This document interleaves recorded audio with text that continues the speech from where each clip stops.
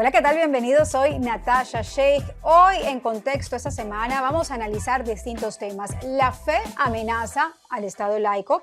Además, conversaremos con una de las voces de la política chilena más importantes sobre la defensa de la vida y la lucha contra la imposición de la cultura de la muerte. Además de Hollywood al Vaticano, el regreso de Matthew McConaughey a la fe.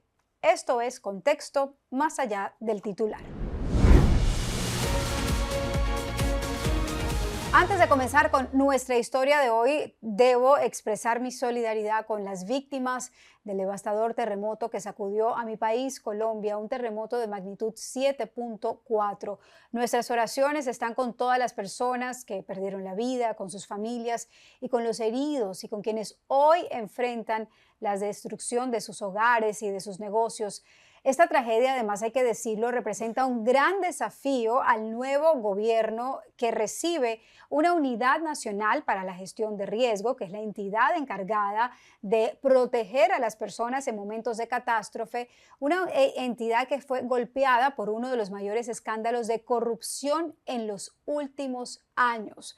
Así que este gobierno actual tendrá que enfrentar a ver cómo recoge los recursos necesarios que fueron desviados para intereses políticos. Desde Contexto nos unimos en oración por Colombia y por todas las personas afectadas. Ahora sí, la historia nos lleva a Colombia porque, como se los decía, comienza esta semana este país con un nuevo rumbo político tras la posesión de Abelardo de la Espriella como presidente de la República.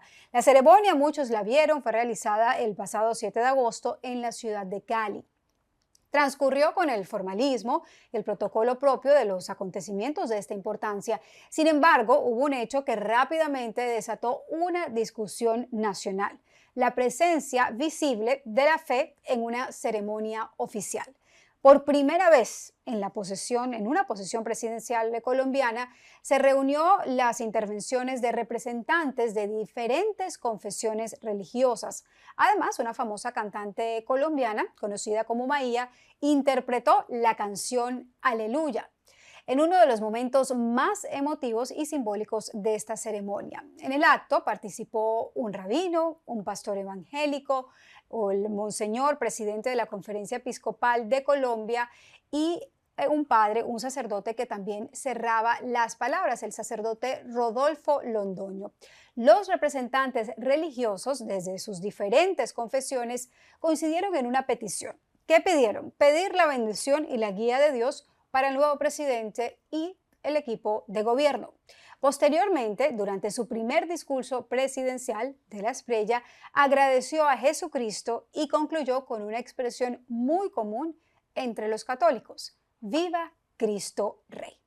La presencia de estos líderes, como les digo, de distintas confesiones religiosas, un judío, un pastor evangélico y un católico, generó bastante debate en las redes sociales. Fue celebrada por algunos, diría yo por una gran mayoría, como una expresión legítima de fe y de pluralismo, pero por otro lado, representó para algunos una amenaza al carácter laico del Estado colombiano. Y aquí hay una gran confusión. ¿Cuál fue la polémica? La senadora Jennifer Pedraza, del partido Dignidad y Compromiso, decidió retirarse de la ceremonia durante las intervenciones religiosas. En sus redes afirmó: no haré parte de una ceremonia que abiertamente amenaza la naturaleza laica del Estado colombiano, que es un mandato constitucional. Y es que, según la senadora, el Estado debe ser neutral frente a las creencias religiosas y garantizar por igual los derechos de toda la ciudadanía, incluyendo a quienes no profesan ninguna fe. Pero realmente les pregunto, ¿la presencia de un sacerdote, de un pastor y un rabino en una posesión presidencial viola la Constitución? Vamos al contexto. ¿Qué dice la Constitución colombiana? La Constitución de 1991 transformó la relación entre el Estado colombiano y las iglesias. Colombia dejó de tener una religión oficial y reconoció la libertad de cultos y la igualdad de diferentes confesiones religiosas. Puntualmente, el artículo 19 de la Constitución establece que todas las confesiones religiosas e iglesias son igualmente libres ante la ley. La Corte Constitucional también ha señalado que Colombia es un Estado laico y que sus instituciones deben mantener neutralidad frente a las diferentes religiones. Sin embargo, aquí hay un punto que aclarar. Neutralidad no significa necesariamente la ausencia de toda expresión religiosa. Neutralidad no es lo mismo que ateísmo. La Ley 133 de 1994, necesitamos datos para dar argumentos, establece que ninguna iglesia o confesión religiosa es oficial o estatal, pero esa misma ley señala expresamente, y aquí voy a citar, el Estado no es ateo, agnóstico o indiferente ante los sentimientos religiosos de los colombianos. Existe además un detalle fundamental en esta discusión. La propia Constitución incluye a Dios, escuchen esto, en la fórmula en la que debe posesionarse el presidente.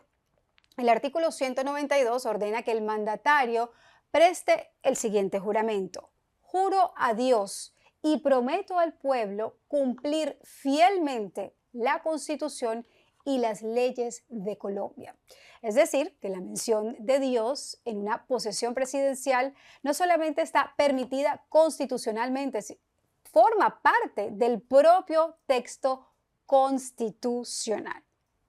¿Algún debate frente a esto? Lo dice la Constitución. El verdadero debate, que no nos dicen quienes se sintieron mal aludidos al ver la presencia de líderes religiosos en esta posesión y de que el presidente hiciera referencia a Jesucristo, el verdadero debate está en distinguir dos conceptos que frecuentemente nos quieren presentar como si fueran iguales y que lo hablábamos en el primer show aquí en Contexto: laicidad y laicismo.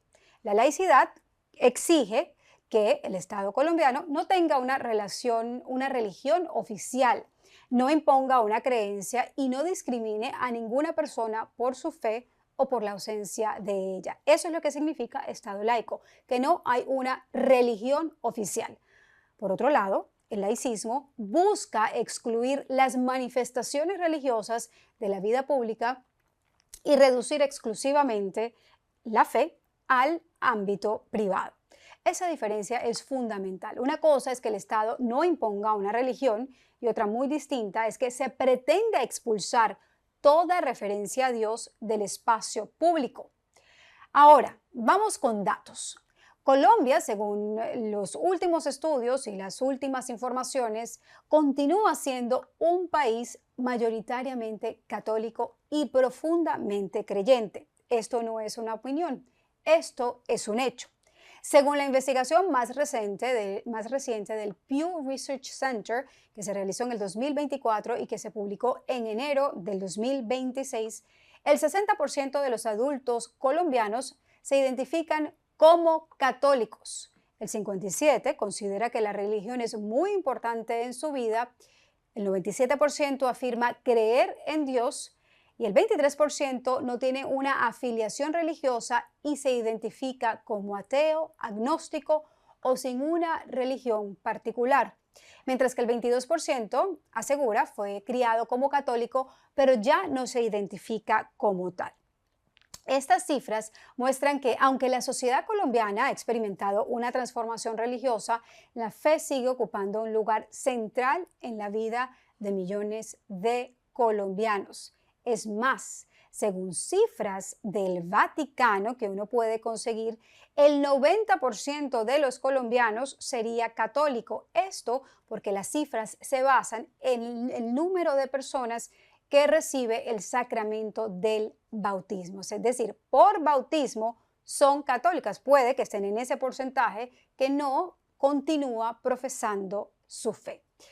Queda claro que Colombia es un país, como se los decía con estas cifras, mayoritariamente católico y creyente. También está claro que la Constitución no establece una religión oficial y que obliga al Estado a respetar por igual a todas las confesiones y a quienes además no profesan ninguna religión. Pero ojo, la neutralidad del Estado no significa que Dios debe ser expulsado de la vida pública. Una persona, tú puedes opinar claramente, como lo hizo esta senadora o como lo hicieron otras personas, que no le gustó que hubiese presencia de oración, de pastores, de sacerdotes o de rabinos en la ceremonia de posesión, que hubiese preferido una ceremonia sin intervenciones de ningún tipo. Esa es una opinión legítima. Otra cosa muy distinta es engañar a través de estos titulares y engañar a las personas asegurando que la Constitución fue violada simplemente porque se rezó o porque se presentó a diferentes líderes religiosos. Eso es completamente falso, porque la libertad religiosa no consiste únicamente en permitir que las personas recen dentro de sus casas o de sus templos y no expresen públicamente su fe. También protege su derecho a expresar públicamente aquello en lo que cree. Un Estado verdaderamente pluralista debe garantizar la voz del católico, del evangélico, del judío y también de quien no profesa ninguna religión. Y en este caso, respetar la voz del actual presidente que se identifica como una persona creyente. En el primer programa de Contexto les contaba que en Chile también se está discutiendo una iniciativa que ha provocado una fuerte controversia. Se los contaba, se llamaba el proyecto Escucha su corazón. ¿Qué busca? Busca garantizar que la mujer pueda conocer y, si lo desea, escuchar el latido del corazón de su hijo antes de someterse a un aborto. Para conocer qué propone realmente esta iniciativa y por qué ha generado tanta oposición, conversamos con la senadora chilena Vanessa Kaiser.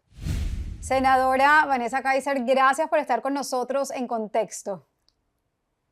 Hola Natasha, muchas gracias por la invitación. Primera vez aquí con ustedes, así que espero poderles hacer un aporte desde una perspectiva de la Finisterra, que es nuestro amado país, Chile, donde se están viviendo muchas cosas con este nuevo gobierno instalado hace muy poco de José Antonio Kast. Exactamente, debates trascendentales para nuestra sociedad, para el futuro de nuestros hijos y sin duda un debate que ha trascendido fronteras y que ha llamado la atención de muchos titulares ha sido este proyecto de ley que se ha presentado en Chile. Escucha su corazón. Vamos a aclarar primero que todo porque hay muchos titulares que desinforman, como es habitual últimamente en los medios de comunicación. ¿En qué consiste este proyecto de ley específicamente?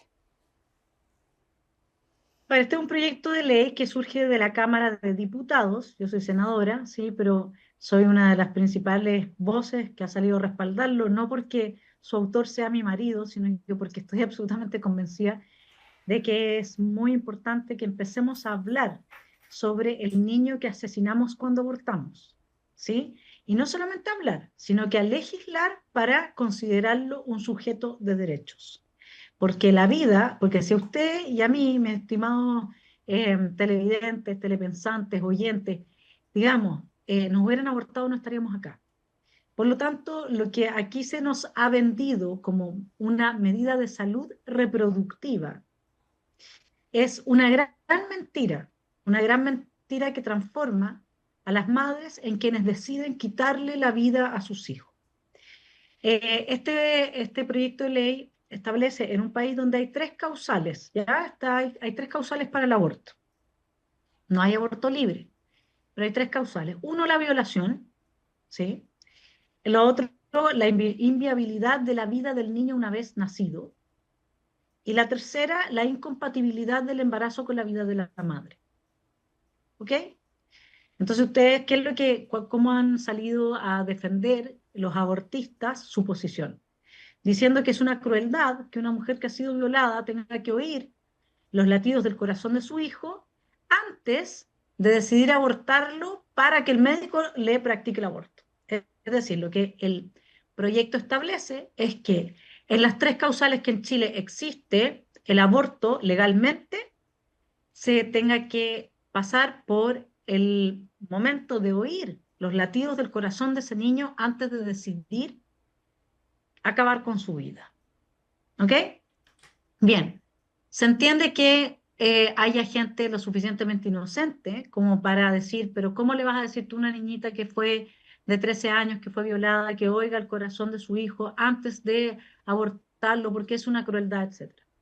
Primero que todo, aquí hay que decir que solamente en un mundo donde existe lo que se llama el triunfo moral del emotivismo político, de las emociones en la política, no de las razones, es que es posible que se dé una discusión en estos términos. Nunca la emoción de alguien ha estado por sobre la vida de alguien. El hecho de que yo pueda sentirme mal oyendo el corazón de un hijo mío, que es hijo mío con independencia de que yo haya sido violada de mi voluntad o de mi no voluntad. Yo en el momento en que estoy embarazada soy madre y tengo la posibilidad de elegir entre ser madre de un niño vivo o de uno muerto. Entonces, ¿qué es lo que pasa? Que en el relato lo que se establece primero que todo es que esto sería una crueldad, sería prácticamente a premio ilegítimo, un crimen de lesa humanidad se ha llegado a decir. Se ha llegado a decir por gente en Chile, famosos, que es mucho más grave hacer correr a un galgo en una carrera de galgos que abortar a un niño bajo las tres causales. Ese es el nivel en que el progresismo distorsiona absolutamente todo.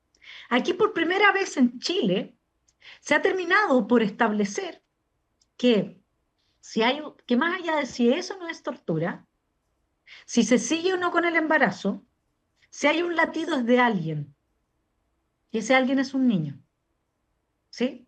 Entonces, la riqueza de la discusión que ha generado en un país que tiene la tasa de natalidad más baja de Latinoamérica, donde además todo, nosotros sabemos que Occidente y la cultura occidental está bajo un proceso de subversión radical, y que este proceso de subversión tiene muchos interesados para destruir el legado de Cristo. Esto nosotros lo sabemos. Nosotros tenemos la cultura de la vida desde el cristianismo. Esta es la cultura de la muerte del progresismo. La eutanasia, el aborto y todo vestido, la ideología de género, la ideología climática, todo vestido con la moralina propia de esta gente que también en la Unión Soviética luchaba por el bienestar del proletariado y por supuesto que bajo los regímenes comunistas en Camboya, en China, en todas partes también siempre se ha luchado por el bien de la humanidad.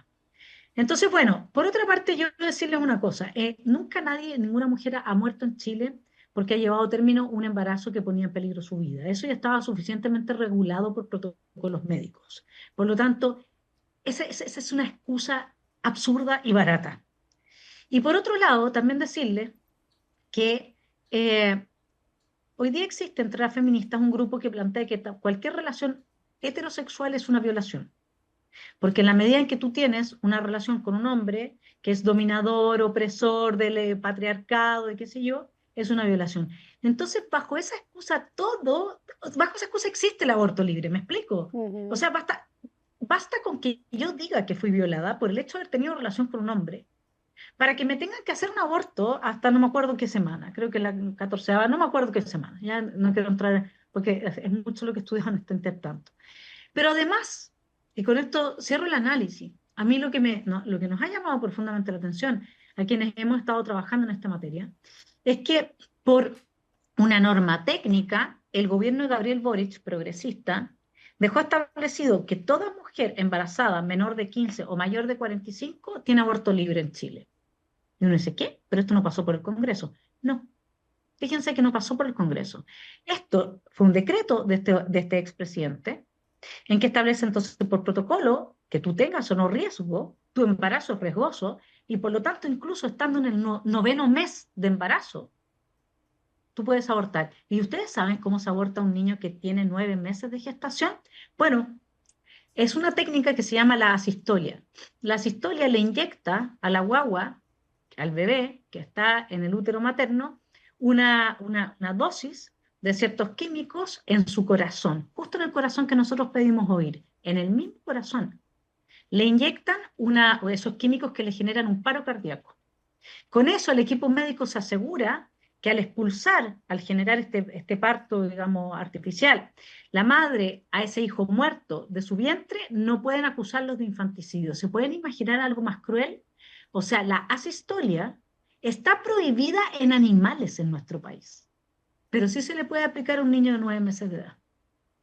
Es terrible, es terrible. O sea, de 9 meses de gestación, digamos, ¿no? Antes Exacto, de nueve nacer. meses de gestación y lo que mencionas tú, esta narrativa que empieza a transformar y a convertir la verdad en algo completamente relativo y que no tiene sentido. Se pregunta uno cómo está uno debatiendo y generando tanta polémica frente a una ley que lo único que busca es que la madre pueda, y el doctor también, no, o sea, me pregunto yo desde afuera, Vanessa, ¿no es normal que un médico a una mujer le haga un ultrasonido a una mujer que está embarazada para ver las condiciones del bebé antes de tomar una decisión de interrumpir esa vida o antes de saber a ciencia cierta si esa mujer está en riesgo o si el bebé viene con malformación? Claro, pero yo me imagino que es muy distinto hacer que la madre lo oiga. Ok, ¿Mm? exacto. Y claro, nosotros queríamos establecer como obligación, porque es consentimiento informado, Esa ¿sí? era, O exacto. sea, en la medida en que tú como mamá, tú sabes, a ver, yo soy mamá de 3 hijos Ujú.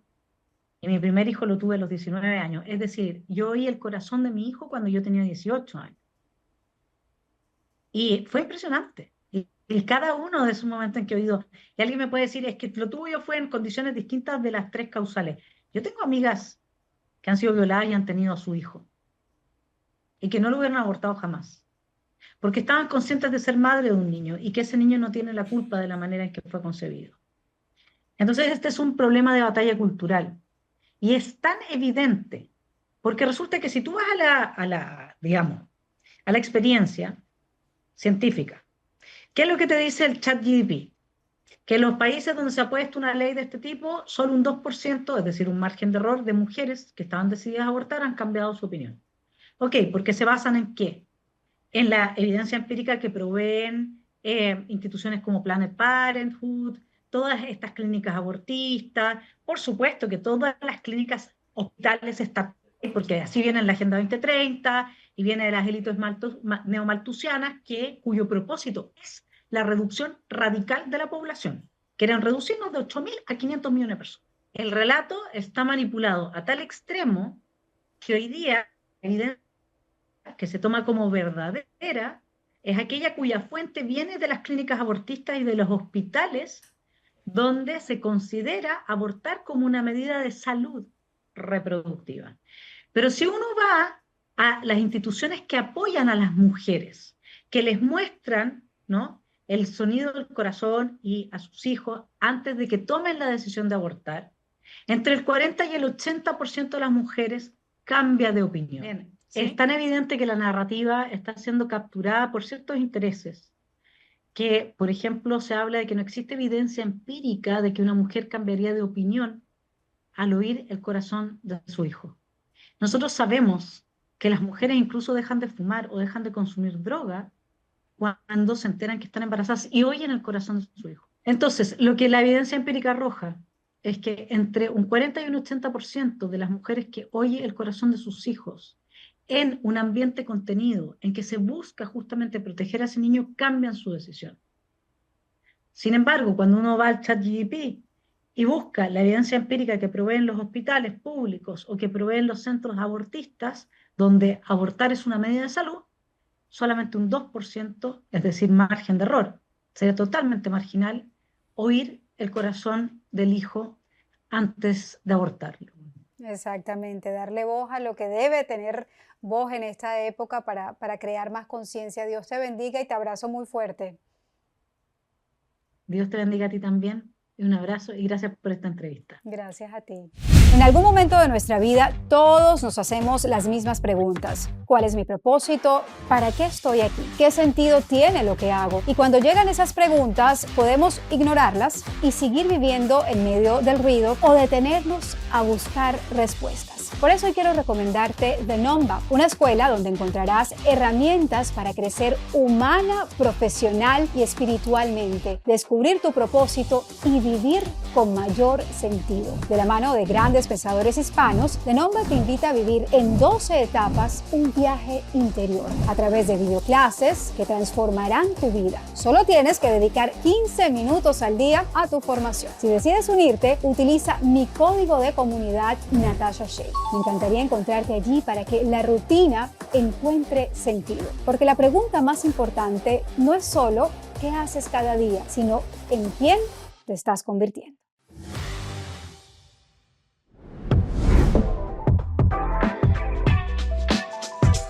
la buena noticia de esta semana en contexto la podríamos titular El regreso del hijo pródigo. Y es que una de las estrellas más reconocidas de Hollywood protagonizó una imagen que ha recorrido el mundo. ¿Recuerdan al actor Matthew McConaughey, protagonista de grandes películas en Hollywood? Pues él y su esposa, Camila Alves, se reunieron con el Papa León XIV en el Vaticano. El encuentro tuvo lugar después de la audiencia general del pontífice en la Basílica de San Pedro. Las imágenes, como lo pueden ver, muestran al actor saludando al Papa, estrechando su mano y conversando brevemente con él. Pero detrás de este encuentro existe una historia mucho más profunda. Detrás de este titular hay una gran reflexión. Es que McConaughey creció en una familia cristiana y asistía a la iglesia durante su infancia. Sin embargo, con el paso de los años y el crecimiento de su carrera en Hollywood, se fue alejando de la práctica de la fe. Sin embargo, según él mismo lo ha contado, su vida comenzó a cambiar con la llegada de Camila Alves. Ella es una reconocida modelo brasilera con fuertes convicciones católicas. Y posteriormente, este llamado de regreso a la fe creció con el nacimiento de su primer hijo.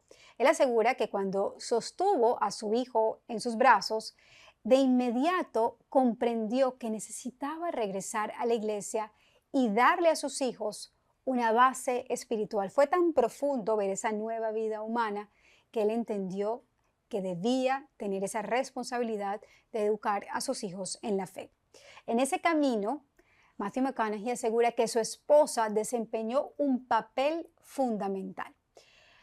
Camila no intentó imponer la fe ni con discursos, ni obligándolo. Lo hizo de una manera, dice él, mucho más poderosa, con su ejemplo. Su fe, su compromiso con la familia y su manera de vivir auténticamente fueron acercando nuevamente al actor a Dios. Con el tiempo, el actor comenzó a hablar públicamente y sin complejos sobre su fe cristiana. Es más, en el 2025 publicó un libro titulado Poems and Prayers, un libro de poemas y oraciones en el que reflexiona sobre Dios, sobre la duda, sobre la esperanza y sobre la búsqueda de sentido. Asegura que un punto de inflexión fue precisamente en la pandemia, cuando en medio de la pausa decidió buscar a un sacerdote con el cual confesar su vida, con el cual confesar sus pecados. Por eso esta imagen de Matthew McConaughey y Camila frente al Papa León representa mucho más que el encuentro entre una celebridad y un pontífice. Es la imagen de un hombre que después del éxito, de la fama y las preguntas, ha vuelto a reconocer públicamente la importancia de Dios en su vida. Pero también es un recordatorio del poder que tiene la fe vivida dentro del matrimonio. Porque recordemos que el matrimonio es un camino de santificación para cada uno de los individuos que componen esa relación. Camila, su esposa, no necesitó palabras, necesitó un testimonio silencioso, claro, para ayudar a su esposo a encontrar el camino de regreso. Y quizá esa sea la buena noticia para ti esta semana. Nadie está demasiado lejos para volver a Dios y muchas veces Dios utiliza el amor, el matrimonio y la familia para llevarnos nuevamente a Él. Gracias por habernos acompañado en esta nueva entrega de Contexto, un espacio para reflexionar, para dejar de reaccionar e ir más allá del titular. Ya saben que para que este proyecto crezca y siga llegando a cada vez más personas, necesitamos que se suscriban al canal si no lo han hecho, que le den like a este video y que nos dejen sus comentarios. Nos vemos la próxima semana.